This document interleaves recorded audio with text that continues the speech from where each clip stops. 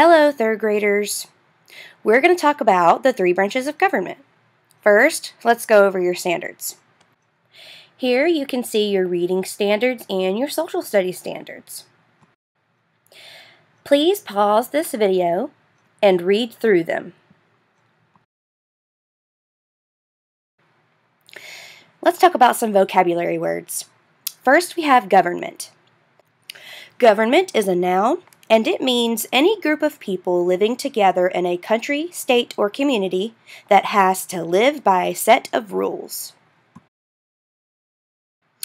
Next, there's constitution. Constitution is also a noun, and a constitution is a set of rules that guides how a country works. It tells how the branches of government work, what powers they have, and states the rights of citizens.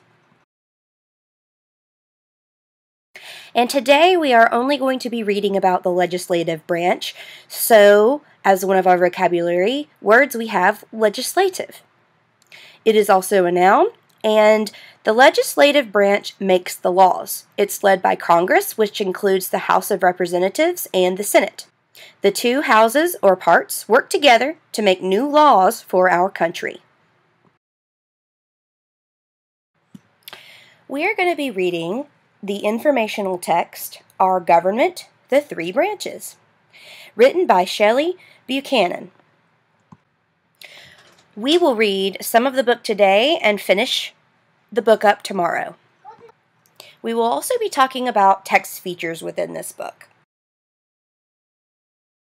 Here you can see one of our most important text features, the table of contents. Remember, the table of contents tells us the title of chapters or parts of a book and the pages that they can be found on. Alright, let's begin reading. A new country is born. In 1783, America won a war against Great Britain. It was now its own country. It was finally free. This new country would be called the United States of America. The early leaders of America knew that they needed a strong government to be in charge of the whole country. They needed it to help the states and to keep them safe. The leaders met in Philadelphia. They wanted to create a democracy. This is when everyone has a voice and a vote. They did not want one person to have too much power. The U.S. Constitution would explain how all this should work. As you can see, there are some text features on this page. So on page 4, at the bottom, you can see a photograph. And the caption for that photograph says, "Leaders met in Independence Hall in Philadelphia." On page 5, you see an illustration. And the caption for that illustration says, "George Washington returns to New York after winning the war." Also on page 5, it says the American Revolution. Americans did not like being ruled by the King of Great Britain. They thought he was unfair, so they went to war to be free. This war is known as the American Revolution. George Washington led the American Army during the American Revolution. Separation of powers. The U.S. Constitution is the main set of laws for our country. It says how our government should work. It also lists all the things Americans can do and should have. These are called rights. The U.S. Constitution says that the government should be split into three branches or parts. Each branch has its own jobs and makes big decisions. One branch always checks the work of the other two branches. This system is called checks and balances. It keeps one branch from having too much power. The branches work together and protect the rights of the people.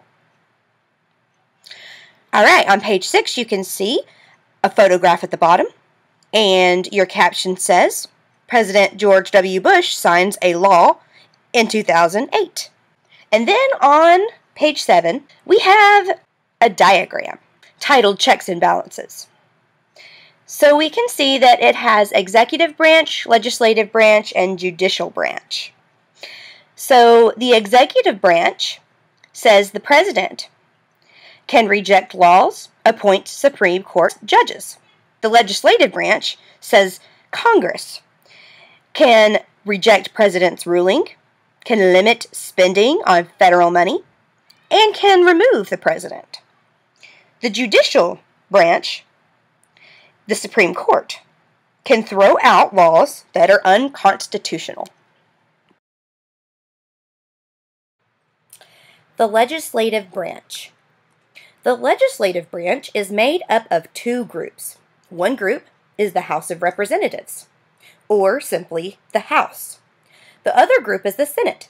Together, they are known as Congress. Congress is made up of leaders from each state. The U.S. Constitution explains the job of Congress. Its biggest job is to make laws. This helps our government run smoothly. The laws let the government collect taxes. These taxes pay for the government. They pay for new roads and bridges. They also pay for our armed forces. These are our soldiers who keep our country safe. On page 8, we have a diagram at the bottom titled Legislative Branch. So we see the building that makes the Congress, and we can see at the bottom that it is split up between two things, the House of Representatives and the Senate. So that's a diagram explaining what the legislative branch is and what makes up Congress. The overall photo there in the background on page 9 explains in the caption below, President Obama speaks to Congress. So according to the caption, what I'm looking at in that picture is Congress. So that would be the entire legislative branch that I'm looking at. Then, at the top right corner, we have a different photograph and a caption titled Moneymakers. Congress is also in charge of printing our money. Before the U.S. Constitution, each state made its own money. This was very confusing. Today, all Americans use the same money. The House of Representatives. The House is much larger than the Senate. Each state sends representatives to the House. Larger states send more people. Smaller states send fewer people. This means that bigger states have more power in the House. Each member in the House represents an area of his or her state. People in each area choose the member by voting. Today, there are 435 members in the House. The members serve for 2 years in the House. When their 2 years are up, the people in the members' states vote. They can vote to keep the same representatives, or they can vote for new ones. The House makes laws about taxes. It also decides if a member should be removed from the House. This can happen if people think the member broke a law. Down at the bottom of page 10, we see a photograph there with a caption, Edith Nourse Rogers becomes the first woman to lead a session in the House of Representatives in 1929. On page 11, at the top, I see rules to be a representative. To be a representative, you have to be at least 25 years old. You also need to have been a U.S. citizen for at least 7 years. And you have to be living in the state you want to represent. So here you can see a photograph on the entire page. And this caption at the bottom says, members of the House of Representatives pose for a picture on the steps of the U.S. Capitol.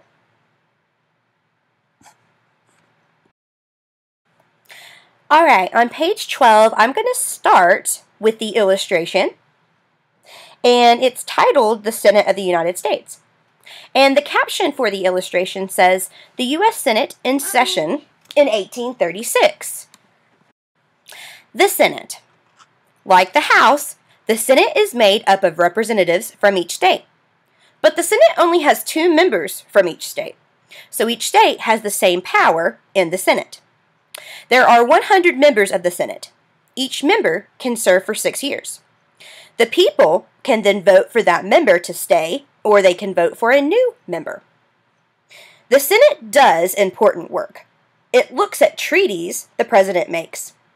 These are agreements with other countries. The Senate has the final say on these treaties. It also votes on people the president wants to hire. On page 13, we see a photograph with the caption explaining U.S. Senate 2010. Rules to be a senator. To be a senator, you must be at least 30 years old. You also need to have been a U.S. citizen for at least 9 years.